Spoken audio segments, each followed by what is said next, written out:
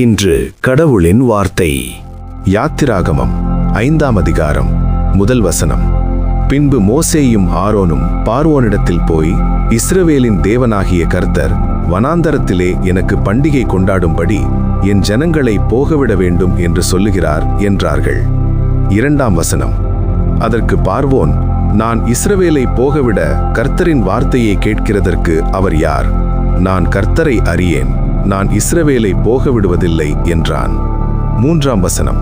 அப்பொழுது அவர்கள், எபிரேயருடைய தேவன் எங்களை சந்தித்தார், நாங்கள் வனாந்தரத்தில் 3 நாள் பிரயாணம் போய் எங்கள் தேவனாகிய கர்த்தருக்கு பலியிடும்படி போகவிட வேண்டும்.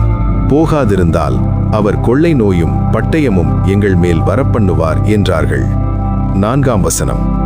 எகிப்தின் ராஜா அவர்களை நோக்கி, மோசேயும் ஆரோனுமாகிய நீங்கள் ஜனங்களை தங்கள் வேலைகளை விட்டு கலைய பண்ணுகிறது என்ன? உங்கள் சுமைகளை சுமக்கப் போங்கள் என்றான்.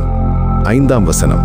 பின்பும் பார்வோன், இதோ தேசத்தில் ஜனங்கள் மிகுதியாயிருக்கிறார்கள், அவர்கள் சுமை சுமக்கிறதை விட்டு ஓய்ந்திருக்கும்படி செய்கிறீர்களே என்றான்.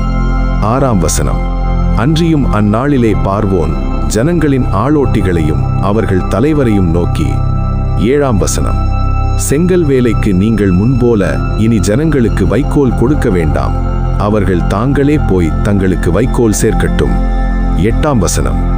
அவர்கள் முன் செய்து கொடுத்த கணக்கின்படியே செங்கல் செய்யும்படி சொல்லுங்கள், அதிலே நீங்கள் ஒன்றும் குறைக்கவே வேண்டாம். அவர்கள் சோம்பலாயிருக்கிறார்கள், அதனால் நாங்கள் போய் எங்கள் தேவனுக்கு பலியிடுவோம் என்று கூக்குரலிடுகிறார்கள். 9ஆம் வசனம். அந்த மனிதர் மேல் முன்னிலும் அதிக வேலையை சுமத்துங்கள், அதில் அவர்கள் கஷ்டப்படட்டும், வீண் வார்த்தைகளுக்கு அவர்கள் செவி கொடுக்க விடாதிருங்கள் என்று கட்டளையிட்டான். 10ஆம் வசனம். அப்பொழுது ஜனங்களின் ஆளோட்டிகளும் அவர்கள் தலைவர்களும் புறப்பட்டு போய் ஜனங்களை நோக்கி, உங்களுக்கு வைக்கோல் கொடுப்பதில்லை. 11ஆம் வசனம். நீங்களே போய் உங்களுக்கு அகப்படுகிற இடங்களில் வைக்கோல் சம்பாதியுங்கள், ஆனாலும் உங்கள் வேலையில் ஒன்றும் குறைக்கப்படுவதில்லை என்று பார்வோன் சொல்லுகிறார் என்றார்கள். 12ஆம் வசனம். அப்பொழுது வைக்கோலுக்கு பதிலாக தாழடிகளை சேர்க்கும்படி ஜனங்கள் எகிப்து தேசம் எங்கும் சிதறிப் போனார்கள். 13ஆம் வசனம். ஆளோட்டிகள் அவர்களை நோக்கி, வைக்கோல் இருந்த நாளில் செய்தபடியே உங்கள் வேலைகளை ஒவ்வொரு நாளிலும் செய்து முடியுங்கள் என்று சொல்லி அவர்களை துரிதப்படுத்தினார்கள். 14ஆம் வசனம். பார்வோனுடைய ஆளோட்டிகள் இஸ்ரவேல் புத்திரர் மேல் வைத்த அவர்களுடைய தலைவர்களை நோக்கி, செங்கல் வேலையில் நீங்கள் முன் செய்தது போல நேற்றும் இன்றும் ஏன் செய்யவில்லை என்று கேட்டு அவர்களை அடித்தார்கள். 15ஆம் வசனம். அப்பொழுது இஸ்ரவேல் புத்திரரின் தலைவர் பார்வோனிடத்தில் போய் சப்தமிட்டு, உமது அடியாருக்கு நீர் இப்படி செய்கிறது என்ன? 16ஆம் வசனம். உமது அடியாருக்கு வைக்கோல் கொடாதிருந்தும் செங்கல் அறுத்து தீர வேண்டும் என்று எங்களுக்கு சொல்லுகிறீர்கள், உம்முடைய ஜனங்களிடத்தில் குற்றம் இருக்க எங்கள் அடியாராகிய நாங்கள் அடிக்கப்படுகிறோம் என்றார்கள். 17ஆம் வசனம். அதற்கு அவன், நீங்கள் சோம்பலாயிருக்கிறீர்கள், அதனால்தான் போக வேண்டும், கர்த்தருக்கு பலியிட வேண்டும் என்கிறீர்கள். 18ஆம் வசனம்.